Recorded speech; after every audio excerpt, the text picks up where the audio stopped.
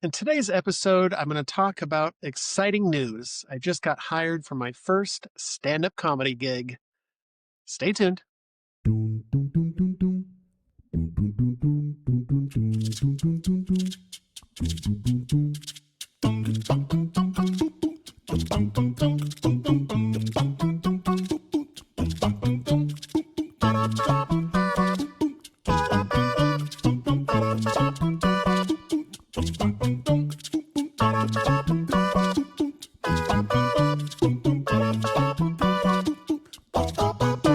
Hello, my fellow misfits. Good to see you again, even though I'm not really seeing you. It's metaphorical. You get what I'm saying. Hello. Before we dive into today's glorious episode, just a quick reminder that I'm on social media. So I've been posting full episodes on YouTube and on Spotify if you want to see the whole shebang. I've also been cutting them up and editing them and posting reels and shorts on YouTube and Instagram. And I never thought I'd see the day, guys, but I signed up for a TikTok account. So I got a TikTok account, a Cult of Misfits. Check it out if that's your platform de jour, your platform of choice. I've noticed that I've been posting a lot of clips and reels on these various platforms, and I was a little bit surprised by the results, to be honest with you, because I had anticipated when I sort of started bringing the podcast back again, resurrecting it, that I really enjoy sort of writing little bits of comedy. So I thought, like, I'm going to write, a minute or two of material that's kind of funny or silly at the beginning of the episode, and then I'm going to dive into the meat and potatoes of it and talk about personal growth and spiritual transformation and addiction and stuff that I'm struggling with and working through and all these sort of heavy philosophical topics and things like that, self-help and that sort of thing. But as I've been posting clips, the ones that are funny, the ones that I've written to be comedic, they're blowing up. And so the clips where I talk about, being your best self, they're falling flat. So I think the universe is definitely showing me which direction to head in. And so I've been really enjoying writing. I've just been sort of holed up in my room in front of my laptop and just creating a routine for myself every morning and writing little bits of comedy for the podcast. So that's what we're going to talk about a little bit today, and part of the exciting news that I teased at the top of the episode. So, yeah, I've been really enjoying writing comedy. Like I said, for those of you who are new to me or don't know, like 5 years ago, I got an itch to just try stand-up comedy at an open mic, and so I thought, like, why not? I'll give it a whirl. I've always been a fan of the art form, and have been for years. My father got me into it. He was always a fan of stand-up comedy as well, and so yeah, I thought I'd give it a whirl. So I did stand-up comedy 5 years ago. I performed exactly twice. I performed once, a little 3-minute set, and it just killed, and everybody laughed their asses off, and I felt like I was on top of the world. And I thought, like, I can do this. I can do this. So I did it again with a whole new 3-minute set of material about a month later, and I completely bombed. It was polar opposite of the first time. So that was good for me to experience that, right? It put my ego in check for sure. So, fast forward to 5 years later, and I kind of got the itch again to start writing little comedy bits, and it's really paying off. I mean, as I've been posting the clips on social media, I've been getting a ton of positive feedback. So thank you to everybody who's been enjoying my content lately. I've been enjoying making it. So more to come for sure. I'm currently working on a 30-minute bit. That's sort of why I fell off the grid for a minute there, because I'm just like, my head is down and I'm just grinding this thing out, and I'm really proud of it. But it's gonna be a 30-minute set of material, and so it just takes time to craft it and hone it and write it and push through all of those creative hurdles, etc. So look forward to that. That will be coming relatively soon, whatever that means. Time is a construct. The English language is a construct as well, apparently. Um, yeah, so writing more comedy, and last week I was just sort of having a real talk with God, just having a little convo with the universe, and just sort of looking for some more direction in my life, and asking for a door of opportunity to open in my life that will give me a chance to sort of flex my creativity and my imagination, and push me outside of my comfort zone, and something that will give me a sense of purpose and meaning, etc. And so, as the universe often works, I got an email from somebody like 48 hours after I had this little prayer to God. And this person reached out to me and said, "Hey, our company is having an event in January, and we'd love to have you come and perform some stand up comedy at our event." And I was like, "Yes, thank you." Dropped to my knees, tears, tears, tears of happiness, just like, "Thank you for answering my prayer that I get this opportunity." It just felt perfect. It was an answered prayer, and I was super excited. Um, I just asked them for some more information about the event to get a feel for it, and they said that they were in Chicago, and I was like, "Chicago? Okay, that's not what I expected." But they asked me what my fee was, and I was like, "Well, I've never done this before, so let me think about that." I didn't tell them that, of course, but I'm looking online and I figure out a fee that seems reasonable, and I asked if they would pay for, travel accommodations, hotel and flight, etc., which is pretty standard in the business. And so they said, "Yes, of course, we'll include that in your fee, and that works for us." And so I'm just like on cloud nine. I'm on top of the world. I'm so excited. I'm like figuring out which material I'm going to use. And I asked how many minutes, like how long of a set they were kind of looking for. And they said 30 to 40 minutes. And I was like, I do not have 30 to 40 minutes. So I thought, like, well, okay, if it's meant to be, it's meant to be. I'm just going to email him back and say, "Look, legitimately, just based on the material I've been writing lately, I've got a solid 15, maybe 20 minutes of material." So I thought, like, if that works for them, cool. If not, it's still an opportunity. It makes me feel good. It's good for my ego to hear that somebody's interested in my work. So I emailed him back and said, "Hey, look, I'm always working on new material and constantly, but currently I have a solid 15 minutes I could do for you guys. If that works for you, great. If not, I completely understand if you're looking for like a 30-minute set." And so she emailed me back and was like, "Yep, that is totally good with us. If that's good for you." And I said, "Okay, yeah, if you agree on my fees and we're all on the same page, then like, let's do this thing, send me over a contract."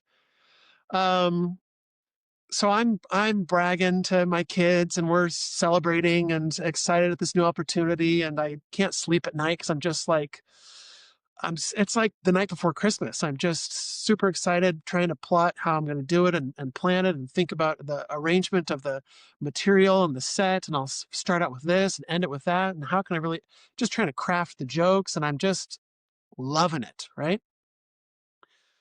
So she emails me the contract. I look it over, and the contract says it's for a 30-minute set. And I'm like, "Oh, that's not what we agreed upon." So I just said, "Hey, can you just change it to 15 minutes? That's what we agreed upon." She's like, "Oh yeah, no problem, no problem."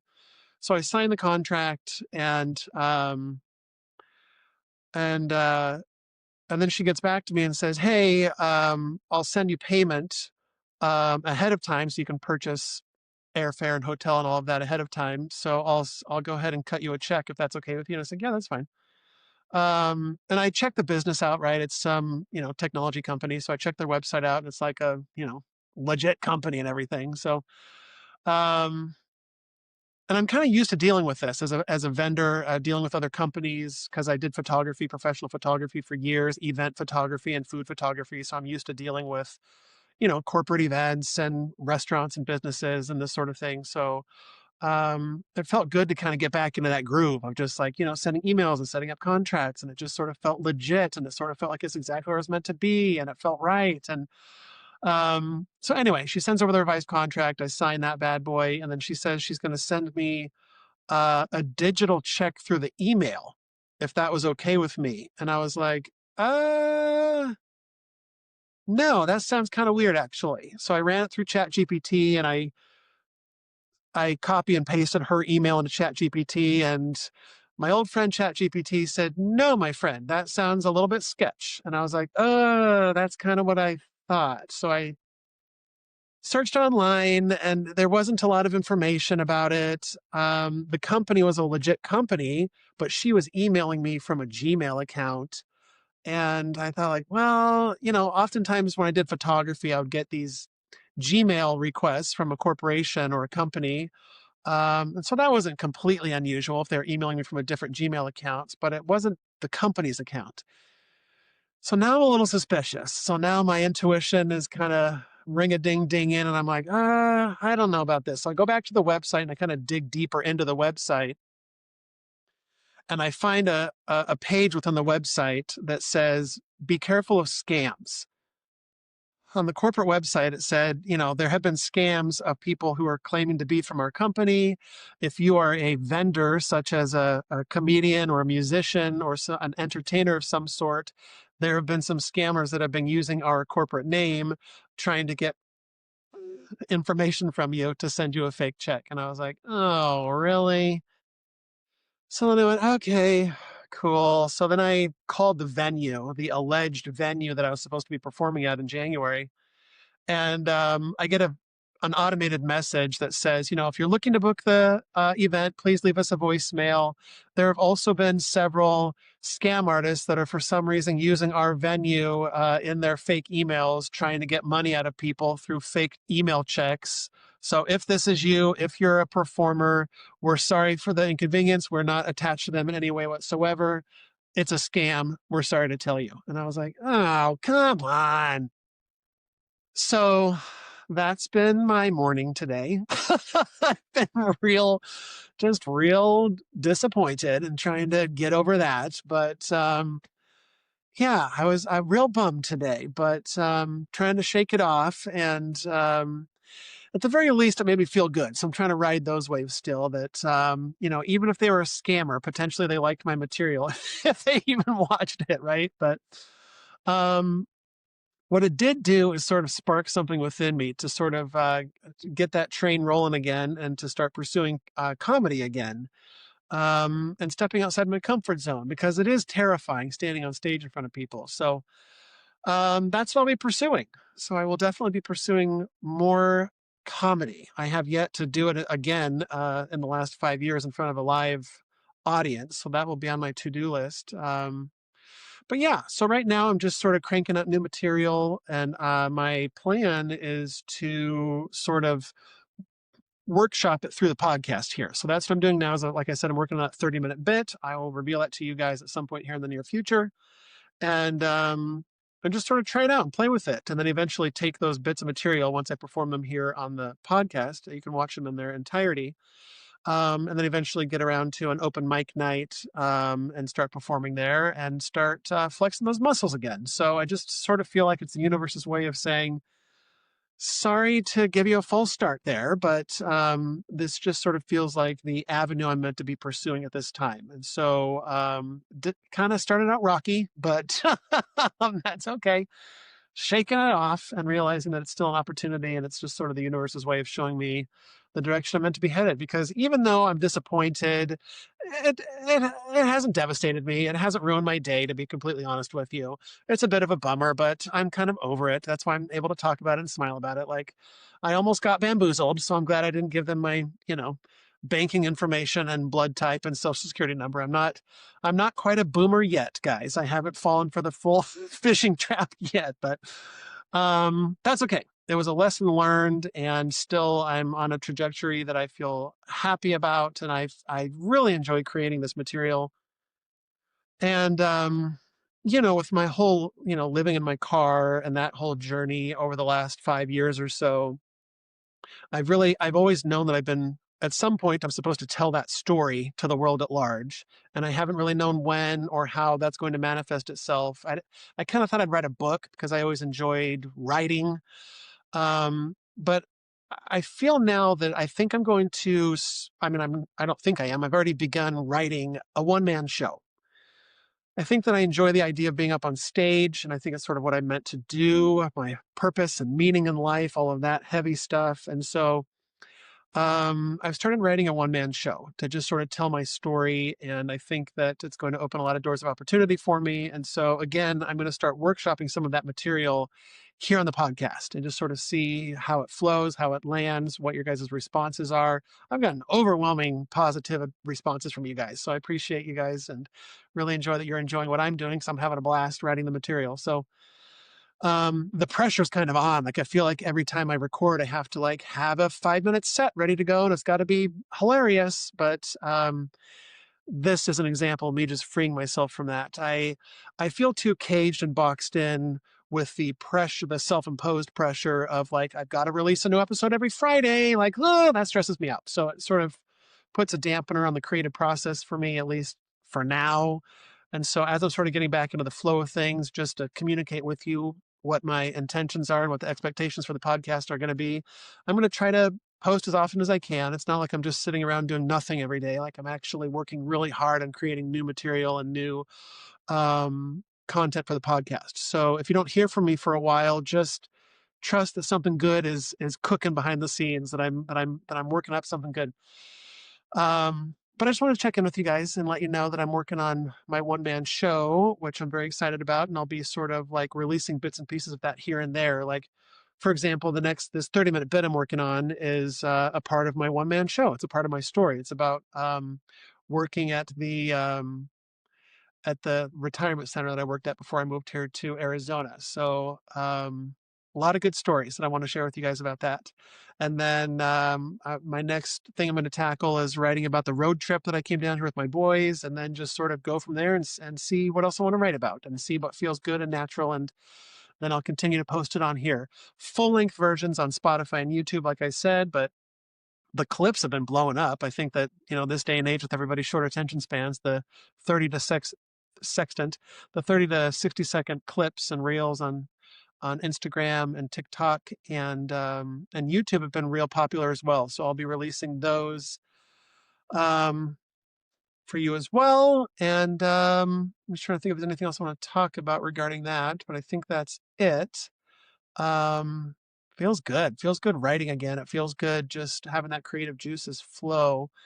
It was a real uphill battle in the beginning. So I don't know if maybe anybody can relate to this. Maybe you need to hear this or not, but like I sort of felt directionless, not knowing where I wanted to go, what I wanted to do with my life for this next chapter that feels like I'm on the cusp of something new, but not really knowing what that means. And just sort of feeling the universe saying, choose a lane, pick a direction you want to go in and just start doing it, right? And then everything will unfold there. Because oftentimes in my life, here we go with the deep stuff. Sorry, guys, it had to come out. It can't all be comedy, okay?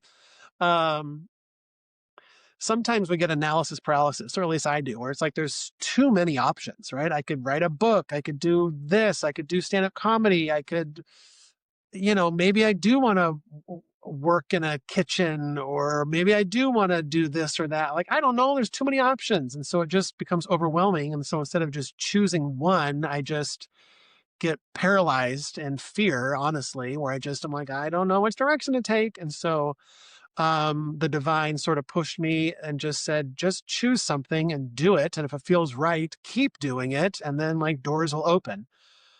Maybe scam doors, guys, but it's still a door, okay? So I chose the direction of the podcast because it just felt like something that it felt like a good vehicle for what I'm trying to do in my life and what feels good and right and brings me joy and happiness. Like every time I record one of these things, I'm just elated. I love it. I analyze it. This may seem egotistical, but every time I record one of these videos, I watch them probably half a dozen times over and over and over again. And it's just sort of feels like a quarterback after the game. Matt, are you using a sports reference? I know, guys, sports references, but like, let's just go with it. Analyzing everything. I analyzed the way that I said it, or I could have said it differently there, or there's something I want to change in the next video that I should start doing, or whatever, right? So it just sort of, I feel like it makes me better at what I'm doing here. So I love it is what I'm getting at. So I'm going to continue doing it and not lock myself into a schedule yet. So for those of you that want to look forward to an episode every Friday or something, like, sorry to disappoint you, but like I'm doing my best here and I don't want to feel rushed. So I'm not. Yeah, I think that's all on that topic. And then before we go, briefly, I just want to talk about UFOs. It's been a while. I was on a late night walk, and if you're on my Instagram, you saw that I posted a video of some weird stuff in the sky. So if you aren't following a Cult of Misfits on Instagram, drop everything and do it immediately, guys. I was on a walk home, and it was sort of in the evening, and now I'll preface this by just all cards on the table. I live by an Air Force base. Okay. So all the time in the sky, there's fighter jets, zooming around, doing dogfights or whatever they do in the sky. Super loud, super loud, as you can imagine. It's sort of, makes me feel like I'm in a war zone with all these fighter jets constantly like doing maneuvers over my house. But I'm sure I'm fine. But yeah, so we live by an Air Force base, and if you follow the UAP or UFO phenomenon at all, it won't surprise you to know that there's unusual activity around these bases frequently. So, I'm just saying that because I don't know what it is that I saw. Check out the video for yourself and see for yourself. But anyway, on the walk home, I see these orbs, maybe 3 or 4 orbs, just kind of slowly going across the sky. They're not making any crazy maneuvers. These reports of tic tacs or these strange craft that are just doing, maneuvers that defy all known physics. These were not doing that, just to be clear. But they did not have any aviation lights on. The standard, legal, red and green aviation lights that all planes and drones have. Anything coming out of the Air Force Base would need to have this, right? So they were just glowing orange. And it was on one of those rare nights here in Arizona. There was actually clouds. So it was cloudy at night. And that's why it was so prominent, these orbs in the sky. Actually, now I'm looking at it, it's perfect. I had this as a background. I unintentionally did that. But the orbs looked like these orange things, right? They were just sort of this glowing orange orb that had no aviation lights and was reflecting off of the clouds. That's why it was extra like, whoa, what is that? So there's about 4 of them flying in a straight line, just going off into the distance. And then coming from the direction of the Air Force Base, roughly, I looked it up on a map and I was like, well, that's kind of where it was. Over the trees, boom, boom, boom, boom, boom, boom, 3 more appeared and just started like following the first 4. And I was like, okay, that's cool. So then I bring out my camera at this point and I start recording it. That's what I posted on Instagram. And then I stand there and there's nobody else around. I'm trying to look to somebody like, are you guys seeing this thing? Nobody's around. I'm the only guy around. So it's like, okay. Um, and then a few more come, and then a few more come, and then a few. So eventually there's like 20 of these things just sort of like trailing like the background of this video right now, just sort of like in a line, just sort of going across the sky slowly off in the distance. And then eventually they just sort of disappeared into the clouds and I never saw them again. And that's it. Very weird, right? I had no idea what they were. They weren't doing crazy maneuvers or anything. I didn't have like a weird feeling or a spiritual connection or get a message from whatever the hell it was psychically or anything crazy like that. But I just thought I would share that with you because I've never really had an experience like that before. And it definitely just felt eerie. Eerie is the word. I wasn't scared or anything, but it was just like, huh, that's weird. Um, bright orange. Super strange. And if they were a drone, it would have been quite large. It was large. They were all large, but I can't judge. I don't know. I'm trying to give you information on it, but I don't know, guys. So that's weird. And then, I'm super into this whole topic, right? And so there's this new documentary, this new movie out on Amazon. So check it out if you're interested. I haven't checked it out yet, but it's called Age of Disclosure. That's sort of, being talked about lately. And so look into that if you're interested in the topic or diving deeper, or maybe you don't know anything about the topic and it sounds weird to you, and that's okay too. Ever since I was a teenager, I was super into just, the weird paranormal stuff. It was just like, yeah, I guess I believe in aliens, sure. Like, in the same way that, like, maybe I believe in Bigfoot. Like, yeah, okay, maybe. Or Loch Ness Monster or ghosts or any of these things. I was like, yeah, probably, sure, probably. There's enough stories out there that it seems like, yeah, that could be a thing, right? I'm not definitely saying no, there's no such thing as any of those things. I was open to it all, and it all was kind of fun to think about, right? Like, yeah, maybe there's ghosts. Yeah, maybe there's aliens. That's kind of crazy to think about, right? But a few years ago, honestly, it was after the pandemic when I just sort of started questioning everything and looking into everything and questioning the government and questioning the media and questioning uh, big pharma and all of these things, right? This is when I started saying, okay, I'm going to start looking into some things that I never thought I'd look into before, just to see what's there, right? I wouldn't say I was closed-minded my whole life, but I just had never really thought about it. The people that had said that 9/11 was an inside job, I'd always be like, oh, okay, that seems like a bit much. That's kind of what crazy people say. I don't think so, right? Or the moon landing is faked, these sort of things, right? Like where it's like, that's too much. That's too much for me. I'm open-minded, but like that's too much for me. But that changed after the pandemic. And so I started questioning these things. I started looking into like, why do people think the moon landing was faked? Why do people think 9/11 was an inside job? Why are all these conspiracy theories? Why do people think about these conspiracy theories? What's the deal with this?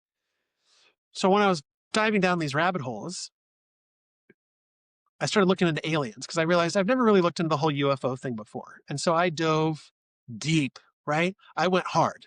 And I like to go with a wide variety of sources. I want to listen to the tinfoil hat nut jobs. I want to listen to the schizophrenics, but I also want to listen to the military guys and the military experts and the aviation experts and the people in the highest levels of our government. I want to listen to the CIA guys. I want to listen to everybody. I want to listen to all the podcasts. I want to read all the stories. I want to hear the circumstantial evidence. I want to hear what people say happened, that one weekend 10 years ago that they can't explain. I want to hear all of it. And then I want to come to my own conclusion based on all of that evidence. Okay. So once I started diving into the whole UAP, UFO, alien thing, I was like, holy cow, this is not what I expected at all. And I started becoming a believer, right? In a way that I never had before, where I was like, this is actually a thing. Like, I started looking into a lot of religious texts, right? Mesopotamian stuff and even Christian stuff and the Book of Enoch and all these things. Aboriginal art, just stuff that goes back tens of thousands of years. Like, the Navajo and the Indians talking about what they called ant people that looked like the gray aliens. They came from underground. Like, what's the deal with that? Like, all this weird stuff, right? And all the stories of just people seeing craft. There's the big one in Brazil that's talked about. There's the big one in England. I'm forgetting the names of them now, like Worcestershire or some cute little English shire's name, and Varhengia or something in Brazil. Guys, memory is not my strong suit, okay? But you have Google, you can figure it out. But there's been these key big moments, like there's the Phoenix Lights episode. Hey, I got that one, guys. Phoenix is easy. Where, hundreds or thousands of people all report to have seen the same thing. Or these military bases where these military guys are like, hey, look, we saw some strange shit and we can't explain it. We're not allowed to talk about it, but like, we all saw it. So like, what do you do with that information, right? Let's just say that a portion of them are lying or making it up or trying to do it to be famous or write a book or profit off of it somehow. Okay, fine. There's definitely a percentage of those stories that are that. But I can't believe that they are all that, right? Even if 5% of these stories are real, what does that mean? So I started diving into it deeper. And at some point, when you hear enough of these stories and they all sound very similar, or they all have these large overlaps, I start thinking, okay, there's something to this, right? Especially the fact that the government is so weird about it for the last 80 years, real weird about it, right? So I thought I'd give you my current updated theory on what the hell's going on with the aliens and the UAP. Maybe I'm right, maybe I'm wrong. Nobody knows. Because what's very frustrating about this topic is once you start diving deep enough and you start listening to what everybody has to say and starting to put all the pieces together, the more you realize that nobody really knows. Right? Everybody has theories, but nobody really knows. That's the craziest thing is nobody's ever said for sure this is what's going on. Even those on the highest level of government or these, straight edge, deadly serious military commanders and, submarine captains and all this stuff, they're putting their jobs on the line. They're putting their reputation on the line to talk about this stuff. Because if you talk about this stuff, especially in the military, you are a kook, right? Many of them are afraid to come out or be a whistleblower or say that they've, been working on these craft. Because they don't want to lose their jobs, right? They don't want to lose their security clearances. They don't want to have the ridicule of, they don't want to be the weird UFO guy for the next 20 years at work. Like that's awful, right? And oftentimes there's been reports of these guys that come out and say, look, I really regret saying anything. I really regret honestly telling you that I saw these craft that we're working on these weird alien craft, or these guys that say like, I saw bodies with my own eyes, I touched them, I picked them up. Like there's non-human beings that I literally saw, and their lives get threatened, their families' lives get threatened, and they say like, I just wish I had never said anything. Like my life has just been hell ever since. So these guys aren't trying to, do it for shits and giggles, right? For the attention. So that's interesting, right? So what I believe is going on is that there is a non-human species that's here. Are they interdimensional? Maybe, right? Are they are they the watchers that were talked about in the book of Enoch?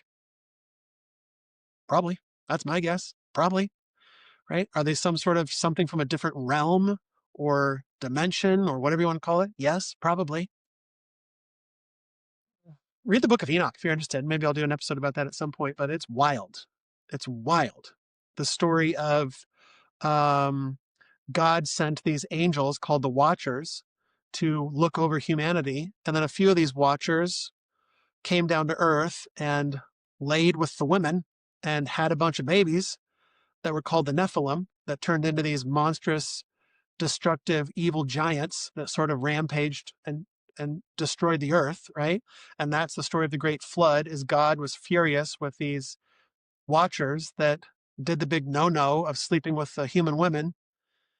And so the great flood happened, according to this story, and every other story across the globe. All the ancient stories talk about the great flood. And they wiped out the Nephilim. And that's why the great flood happened, as a great reset.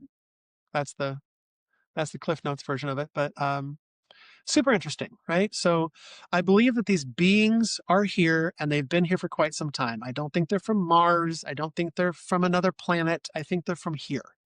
And I think God put them here, maybe to watch after us or whatever. Okay. But I think that they've always been here, and they're a higher life form than us. There's something that we maybe can't comprehend. And I believe that they have vehicles, right? And these vehicles have been talked about for thousands of years. The ancient texts, they've been talked about in Asia and India, just all over the globe, right? These talk of these mysterious craft, right, that are flying through the air. And so what I think has happened is that occasionally these craft crash, whether we bring them down through our military somehow, some way, perhaps with nuclear weapons, perhaps. These things crash. And what happens is that the main governments around the world, us, China, Russia, etc., rush to these sites, like Roswell, for example, and we try to snag it up as quick as we can. And what we're trying to do militarily for national security purposes is to reverse engineer these aircraft, these UFOs, these UAPs, with the thoughts that if we can reverse engineer this technology, we will be the most superior nation on the planet, or whoever figures it out first, right?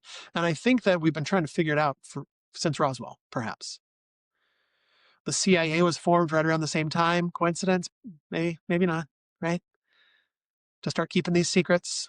And so I think we're reverse engineering them. Now, with the Freedom of Information Act, we are allowed as citizens to look into these things and ask for this information. So I think what's happened is that the governments around the world have sort of given this UFO technology to the aviation industry, to Lockheed Martin and Boeing and et cetera, to try to keep it more insulated and secret, because we can't do Freedom of Information Acts against Lockheed Martin, right? It's a private company. So that sort of protects everybody and protects the secret. And then they get a little piece of it too, right? If they can reverse engineer some of this technology, then that's even better for Lockheed Martin, right? Their profits go up. They can incorporate the technology into their products, et cetera, et cetera. And the government doesn't have to say anything because it's in private hands now. So I think that's definitely what's going on. Now the question is how far have they come in terms of reverse engineering this stuff? Part of me wants to think that it would be the same as like dropping off an F-16 fighter jet into the Middle Ages in Europe. Like if they found an F-16 jet in the 1500s, they would have no idea what they were looking at. They don't understand aviation. They don't understand electronics. They don't understand gasoline. They would have no idea how to power this thing, right? And so I think in the same way, maybe we've gotten a little further, but I think we don't know how to figure this thing out. I think it's so far beyond our comprehension and our current technology and our current understanding of physics and reality itself and multidimensionality that I think that it's beyond our comprehension. But I think we might be getting there. Can you hear the fighter jet in the background? Perfect timing, boys. Um, but then there are other reports that we have figured out some of this technology and that some of the UFOs nowadays are genuine alien. I hate using the word alien because that insinuates they're from another planet or something, but that they're non-human craft. Another portion of the craft are from America or Russia or China or all of the above, and we're trying to, you know, figure it out slowly. Like we've made some progress in the last 80 years, and we're trying to figure out the whole anti-gravity system thing and the whole interdimensionality thing. Because if you start looking into it, especially listening to these military guys, like these craft are doing things that aren't possible in terms of how we understand physics today. They're transmedium, meaning they can just zip through anything. They'll often go in and out of water without affecting the water at all. They'll go from the surface of the ocean up into outer space in a matter of like less than a second, something that seems impossible. And so a lot of these scientists that I've listened to are theorizing that they're in some sort of a warp bubble. They're in some sort of an interdimensional bubble that is sort of allowing them to interact with our dimension or our realm or whatever you want to call it. One person suggested that this is why it's so difficult to photograph them in a way that's not blurry or awful, is because it's like trying to photograph a fish in the ocean while you are above the surface of the ocean. There's just, you're in a different realm and you just can't really see it very good. So perhaps that's what's going on, right? But then I question, like, if we do have that technology, if we have successfully reverse engineered this crazy technology, why aren't we using it? Why aren't we using it to take over the world? America, I mean, or if China has developed this technology, why aren't they completely dominating everybody right now? So that sort of makes me think that they haven't really worked it out yet, right? Or they're saving it until, you know, they really need to show their hand and say like, okay, we've got the technology, and they start using it, like in a nuclear situation or something. Oftentimes these nuclear sites over military bases, et cetera, or nuclear submarines, et cetera, see a lot of activity, these UAP, UFO activity around these sites.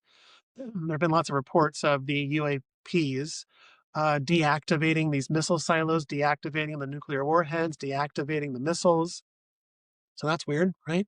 A lot of these submarine commanders report unusual activity, these high-speed underwater things traveling at 500 knots, whatever that is, right? I think I looked it up one time, and the fastest speed underwater that we can do right now is about 35 miles per hour. I don't know what that is in knots, but 500 knots far surpassed that. So it's just like they're moving at crazy, insane speeds that don't make any sense, right?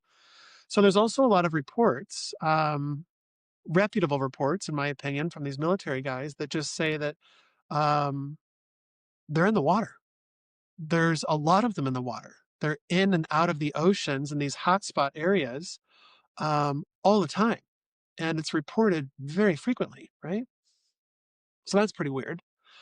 And it makes sense if you were a being that was interdimensional or trying to hide from the apes, from the humans, that you would hide underwater, because we've only explored less than like 10% of the oceans. So it totally makes sense that that's where they'd hide, because we don't know what's going on down there, right? It's not like we have windows on the submarines to check it out. So we have no idea what's going on down there. And so that to me seems very plausible. And yeah, so it's all very interesting. And I definitely think there is something going on. I think there is something here. I don't know what their intentions are, right? That's not really clear, whether they're here to help humanity or not. The fact that they're disarming our nuclear weapons says that perhaps it's trying to save us, but perhaps it's also in their own best interest to not have nuclear weapons explode on this planet that they also happen to live on, right?